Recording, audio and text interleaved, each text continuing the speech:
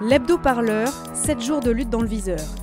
Voilà comment le pouvoir tolère nos luttes. Locales, sectorielles, dispersées. Eh bien, pas de bol pour lui.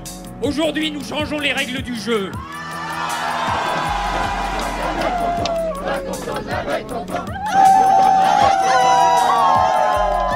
J'aimerais bien qu'on commence à me considérer en tant que tel. Radio Parleur, le son de toutes les luttes. Bonjour à toutes et à tous. Cette semaine, dans l'hebdo-parleur, 2 reportages et un entretien. Blessés, pris à partie et parfois placés en garde à vue parce qu'ils ont voulu faire leur métier. Comment travaillent les photoreporters en manif? À la veille du 1er mai, nous avons rencontré 4 photographes afin qu'ils nous parlent de leurs conditions de travail. Un travail parfois rude, souvent précaire et au cœur de l'action. De l'action, il y en avait pour le grand rendez-vous social du 1er mai à Paris, où se trouvaient nos reporters. Cette année, la journée internationale des travailleurs revêtait un air particulier avec la mobilisation des Gilets jaunes, très nombreux à Paris, alors qu'une partie du cortège s'est vue noyée sous les lacrymogènes dès les premiers instants de la manifestation. Enfin, après la manifestation, la répression, c'est devenu le schéma classique. Radio Parleur a rencontré la politologue Vanessa Codaccioni au cours d'un entretien. La chercheuse en sciences politiques s'inquiète de la criminalisation croissante du militantisme. Pour elle, en refusant la politisation des mouvements de contestation, le pouvoir va jusqu'à les assimiler à du terrorisme.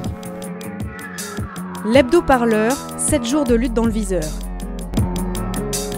Depuis le début du mouvement des Gilets jaunes, la répression envers les journalistes fait rage. Blessures, garde à vue, confiscation de matériel. En ligne de mire de certains policiers, les photographes indépendants qui prennent de nombreux risques pour raconter ce qui se passe au cœur même des cortèges. Radio Parleur a rencontré plusieurs de ces photoreporters pour nous parler de leur métier devenu à risque.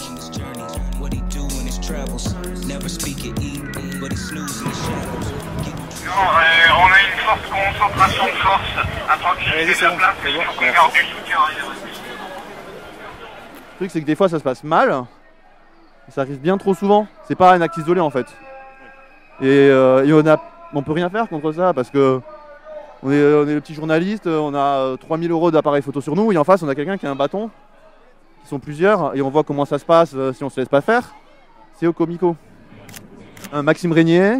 Je suis photojournaliste, membre du studio Hans Lucas et entre guillemets on va dire que je suis spécialisé sur les mouvements sociaux, tout ce qui est black bloc, entre gros guillemets ultra gauche, parce que c'est un terme un peu fourre-tout mais c'est le plus simple pour expliquer là.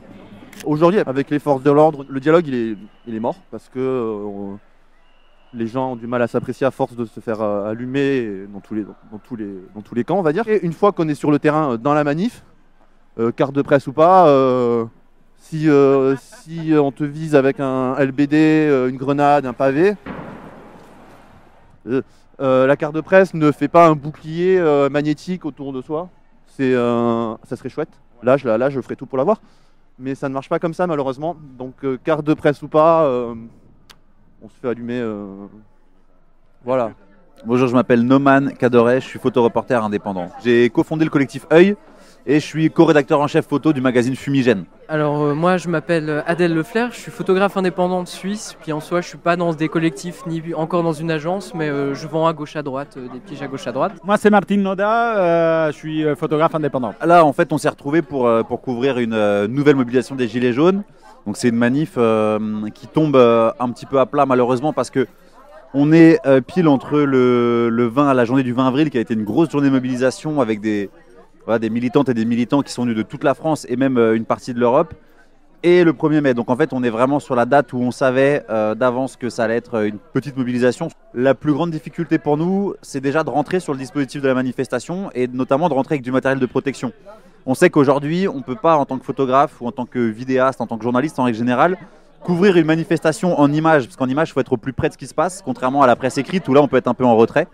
On peut difficilement être au plus près de ce qui se passe si on n'a pas au moins un masque à gaz, des lunettes de protection pour les lacrymos et un casque pour éviter les projectiles et notamment les tirs de LBD 40 de la police nationale. Donc déjà le premier enjeu pour nous c'est de rentrer sur ça, sur le dispositif. Et ensuite une fois qu'on y est, l'enjeu après ça va être de réussir à couvrir la manifestation sans se faire blesser, sans se faire tirer dessus, sans se faire choper son matos ou sans se faire placer en garde à vue. Et une fois qu'on a ce qu'on voulait pour la journée, et après commence tout un travail de rentrer chez nous, de se poser quelque part, de bosser nos images. Donc c'est beaucoup de temps à passer derrière un ordinateur. C'est des fois une partie que les gens n'imaginent pas forcément, mais quand on passe l'après-midi sur le terrain, ensuite c'est une partie de la soirée qui est bouffée pour l'editing des photos, pour le travail de nos images. Et ensuite, ça va être... alors parfois, certains photographes voient ça comme une grosse compétition. Moi, personnellement, c'est pas mon cas, mais ensuite, ça va être le jeu d'essayer de vendre son travail, défendre ses images, essayer de contacter des rédactions. Alors, certaines et certains passent par des agences qui retransmettent directement sur des plateformes de téléchargement d'images. C'est mon cas, ou c'est le cas des collègues qui sont chez l'agence Hans Lucas, qui, eux, redistribuent sur la plus grosse plateforme de distribution française, comme moi. Et là-dessus, ensuite, il faut espérer que les iconos aillent chercher notre taf. Je dirais que sur une grosse journée, sur une grosse mobilisation comme la semaine dernière, je pense que c'est à peu près 200 photos que je prends, 40 que je garde et 15-20 que je mets sur les plateformes de téléchargement. Qui a la carte de presse ici? Personne. Pas moi non plus. On a des cartes d'agence par contre. C'est une carte en fait qui permet de reconnaître que professionnellement on est photographe, mais qui n'ont aucune reconnaissance juridique. Contrairement à la carte de presse qui est un document officiel. Alors c'est pas un document officiel comme une carte d'identité, mais c'est reconnu par l'État comme un document officiel. En France, en fait, il faut justifier de plus de 51% de ses revenus dans la presse, ce qui est compliqué parce que pour les photographes indépendants, souvent les rédactions nous payent en facture et pas en pige. Il faut toujours batailler pour être payé en pige, c'est hyper compliqué et beaucoup de rédactions, même des grosses rédactions, préfèrent payer en facture parce que du coup dessus, ils n'ont pas de charge patronale, tout ça, et c'est à nous de nous démerder avec ça. Et donc en fait, tout ce qu'on rentre en facture, ça ne rentre pas en compte. Et le peu de pige souvent qu'on fait ne nous permet pas d'avoir cette carte de presse. Et si quelqu'un, comme c'est mon cas par exemple, gagne un petit peu plus ailleurs que par la photo, ailleurs que par la presse, moi j'ai un boulot dans un lycée, donc je gagne 1002, en fait il faudrait que je gagne 1003 dans la presse. Et c'est pas le cas, donc du coup c'est soit j'arrête complètement mon autre boulot et je reste à 700 et que j'arrive même pas à avoir dans la presse, soit je continue à faire les deux, mais dans ce cas-là je peux pas avoir. Au bout d'un moment il faudrait quand même que notre profession soit reconnue. Radio Parleur, le son de toutes les luttes. Écoutez-nous sur radioparleur.net. Impossible de faire cet hebdo sans vous parler du 1er mai. Un 1er mai animé à Paris, entre les charges policières, les déluges de grenades lacrymogènes et les tensions avec les manifestants, le défilé a explosé avant même de s'élancer. Il a finalement mis plusieurs heures à rallier la place d'Italie, une fin de parcours pourtant déclarée qui s'est transformée en une nasse géante.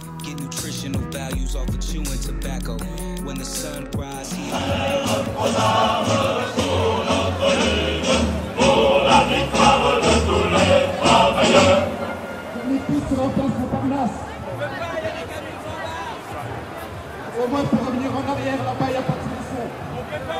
Il se marche ici. Il gaz et il nasse tout le monde. Oui, justement. Martinez, il est devant? Il est au niveau du gros cordon de la CGT devant. Ok, ça marche. Donc si vous voulez un vrai responsable, il est là-bas, Martinez. Ça marche. Vous voyez le gros cordon de la CGT, il est là. Celui qui se fait gazer là pour l'instant, c'est ça? Ce qui est l'avant du cortège, je suis en train de bousculer et c'est chaud d'armes. Parce que nous, on ne peut pas vous dire T'as tous les blocs qui sont devant, là, ça fait 1h30 qu'ils sont passés. Ouais. Et tu vois, nous, on s'est fait fouiller 2 fois avec juste le petit sac et rien du tout. 2 fois la fouille pour arriver en sortant du métro. Les blacks, ils arrivent avec les sacs à dos pleins. Tu te dis, attends, il y a quand même quelque chose qui est bizarre. Là, préparés devant nous, donc ils sont tous bizarres, eux, ils peuvent rentrer. Je m'appelle Sylvie, j'ai 47 ans et je viens du Val-de-Marne, moi. Gilet jaune, je suis gilet jaune.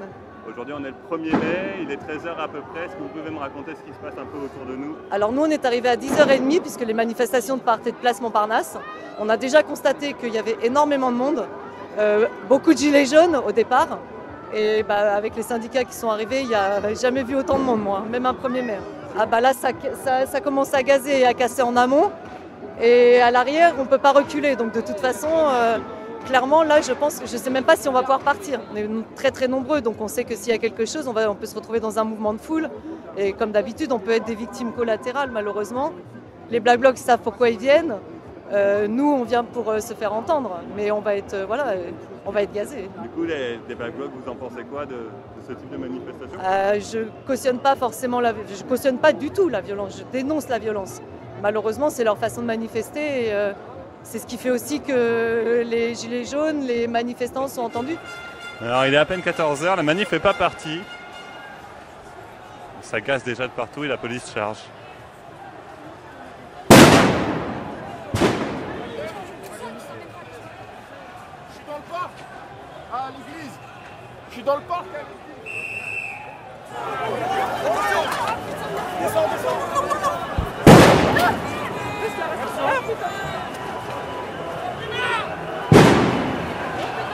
Oh putain, merde! Aïe aïe aïe aïe aïe!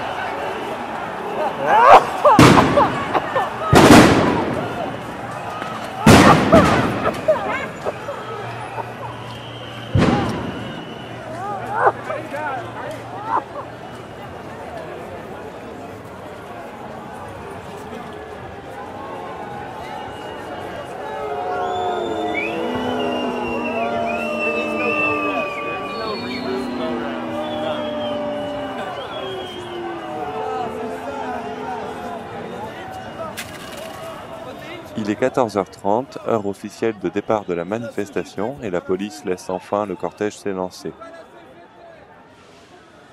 Quelques centaines de mètres plus loin, nous croisons le restaurant La Rotonde, fameux pour avoir accueilli Emmanuel Macron au soir du premier tour. Le lieu est protégé par plusieurs cordons de forces de police. C'est la République, c'est pas un restaurant. La rotonde des Fouquettes, c'est la République, voyons. C'est ça la vraie République. C'est pas nous les pouilleux. Vous y allez pas tous les matins. Voyons. Au même endroit, nous assistons à des échanges tendus entre manifestants et services d'ordre de la CGT. C'est pour ça que tout le monde parle de la CGT. Mais tu crois qu'on fait ce qu'on veut, mais t'es malade. Mais il y a un règlement où tu crois qu'on fait ce qu'on veut. Espèce de naze, va. Ben viens, avancez.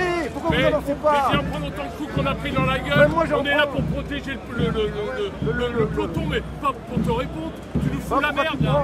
Mais laisse-nous, merde. Tu vois pas ou quoi? Protéger les dans la gueule qu'on a pris ici.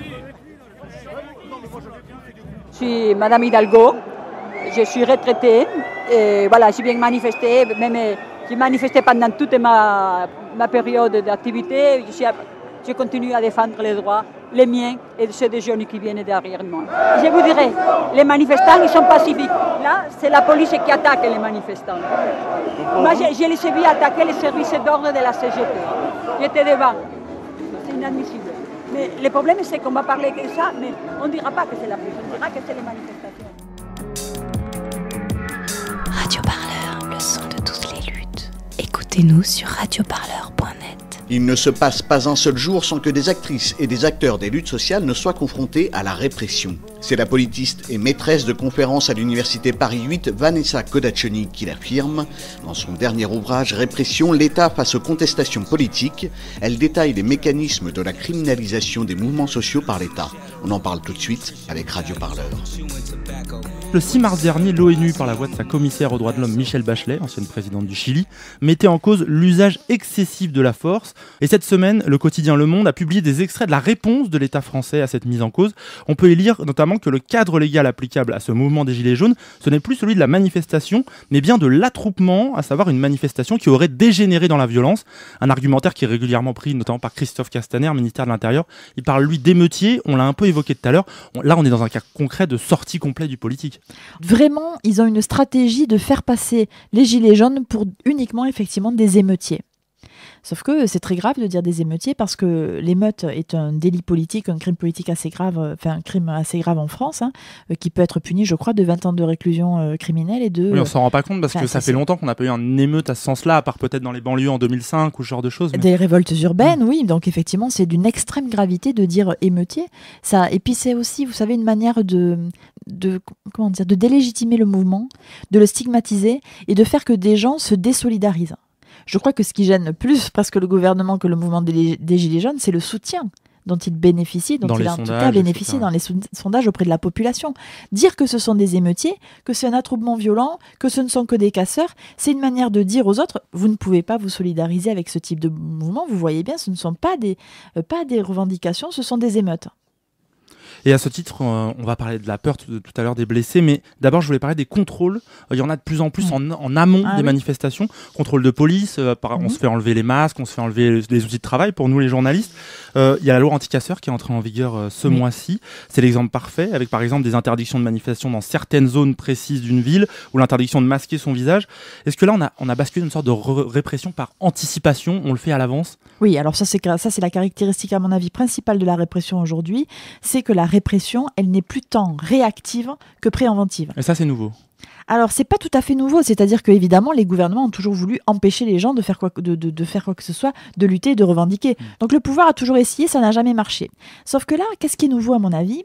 C'est que c'est encore une fois l'application de la logique antiterroriste à la gestion des manifestants et du militantisme. C'est quoi la logique antiterroriste? J'allais vous le demander. C'est celle de la neutralisation préventive, c'est-à-dire les empêcher de passer à l'acte. Autrement dit, il s'agit d'arrêter des individus avant qu'ils ne fassent quoi que ce soit. Ce qui, dans la pensée antiterroriste, est logique, parce que quand ils font quelque chose, ils font 200 morts. C'est tout à fait, c'est ça. C'est que dans la logique antiterroriste, et encore, il y a énormément de dérives, hein, c'est terrible. Effectivement, il vaut mieux empêcher quelqu'un de commettre un attentat meurtrier comme celui du Bataclan. En l'arrêtant avant, ça paraît évident.